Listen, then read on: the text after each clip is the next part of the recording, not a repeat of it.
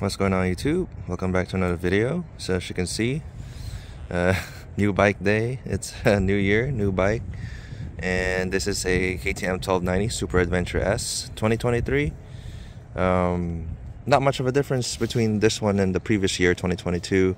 They redesigned the Super Adventure, I think 2021 and onwards, and this is pretty much the same. I'm not very I researched a lot for this specific year. I'm not really sure throughout the years what's been changed, so I only know about the bike in this generation, so forgive me if I missed something. So I'm just recording this short video. I just got back to my my neighborhood from the dealership after picking it up. I didn't bring my GoPro, as silly as that is. Really bad at this YouTube thing. So I'm just gonna give you guys a quick walk around. I got this from Motorcycle Performance Center here in Roseville, California. So here it is. It's a very good looking bike, I gotta say. As a GS guy, been through like 3 GSAs. I don't know, man. I think honestly I feel like I've been drinking the GS Kool-Aid a little too much. This bike is just super amazing. I don't know. I rode the 1190 years ago when my friend bought his, and I had to ride it home for him, and that one was an amazing motor. So I think this one's just, you have the Super Duke engine in there. So on the ride home, it's just like it just wants to go fast. So that kind of just appeals to me. Just the proportions of this new redesign as well, with the split tank and things like that. It just looks so good to me. Like, I don't know, like some people don't like it, but I do. So I was in between this color or the gray one. So the gray is, they call it gray, but it's basically black. Not a lot of orange going on. So this one has the big orange panel. So I was initially not gonna go for this color, but then I ended up choosing this color anyway, because I think it brings the essence of the bike out. Because KTM, they like the orange, and it kind of flows well. Once I put all the accessories with it, like the crash cage, all the power part stuff, it will accent this bike really well. So so not much to talk about for this video. I'm just gonna give you guys a quick overview as to why I chose this bike instead of another GSA. I been through three GSAs, so they haven't really changed the bike all that at all since 2019. Not to say that the GSA is bad. It's just like I know it already, so it's just kind of like I'm kind of looking for something new.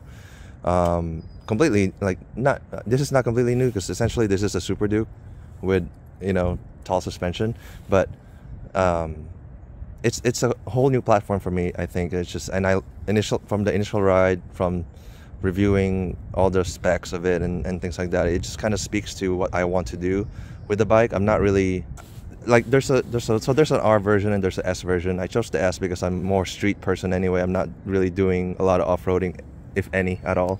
I gotta be honest with myself. Some people buy the Super Duke, the Super Adventure R, and never really take it off-road, and I don't want to be I don't want to do that to myself. And as well, and also this one has more technology than the R. So the R is a stripped down version of this, but it costs more, so that kind of doesn't make sense to me at all. Also, this is technology wise, this is far more superior compared to the GSA. The only advantage on the GSA in my eyes is the shaft drive. As an everyday bike, you don't have to worry about the cleaning the chain, adjusting the chain, things like that. And in terms of technology, this has the same and more, because it has adaptive cruise control, radar, all that stuff. So it's a far more advanced technological bike compared to the GSA. Even though I feel at home on a GSA, I think this one is just the future. So this is the future. So GSA is gonna catch up. They're gonna make the 1300 whatever GS, and then they're gonna catch up. They're not gonna stay back and let everyone else overtake them. But for now, I'm gonna give the KTM adventure bike a shot, and I wasn't disappointed. I'm really happy with this bike. It's just yeah, I don't know what else to say. So I didn't bring my GoPro on the first ride like I did on the Super Duke. I missed that opportunity. Once again, just really bad at this YouTube thing. So I will put the helmet cam on the next video. So I'm gonna go right around, give you guys a kind of like a riding impression, and give you guys more of an insight on how, you know, the menus and things like that. It's really nice. Of course, very nice TFT display. A lot of information in here. Let's see. There you go. A lot of information in here. I got the tech pack with this. You know, you have to buy the extra software for the KTM. Tech pack unlocks everything. So there's a lot of parts that I got with this bike. So it's gonna come and I'm gonna install it, and then you guys will see. It's just a lot of power parts things. So basically KTM catalog, just I threw it in, threw it on the bike.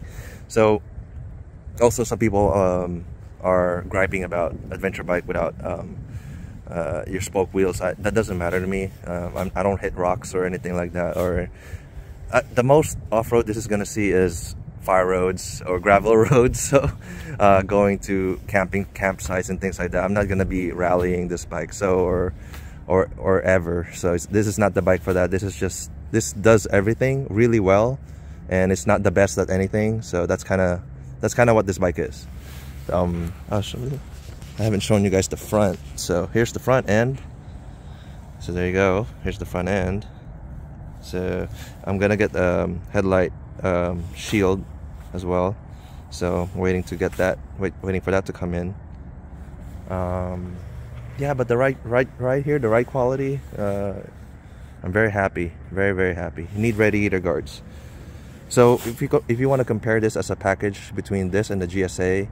The GSA is more expensive, but because it comes with more stuff. So bigger gas tank, you have a crash cage already, you have a metal, even though it's useless, the metal skid plate, even though it's useless, and you have radiator guards.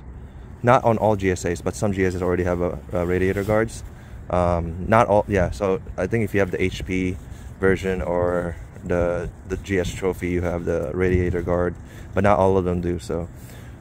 So you have the luggage rack for the GSA. So you have a lot of accessories that I'm about to get for this bike. So, but even still, after I get all those accessories in,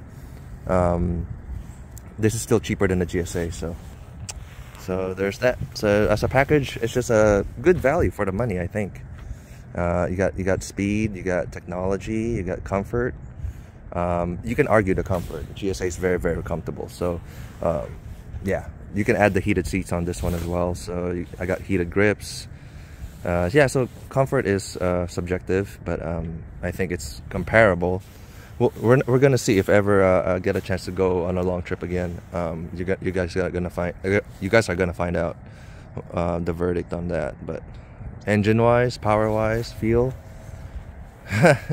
this is far superior than all the other adventure bikes out there in terms of just hooligan fun and just raw power. Just insane. I think the V4 is much more powerful, but in terms of, I think, rawness, the Super Duke engine is something else. Alright guys, hopefully you guys enjoyed that short video, and pretty excited about this bike, and hope to make more videos. And if you guys are interested in this bike and what's about to come, and so please subscribe and, you know, stick around, and thank you guys for watching.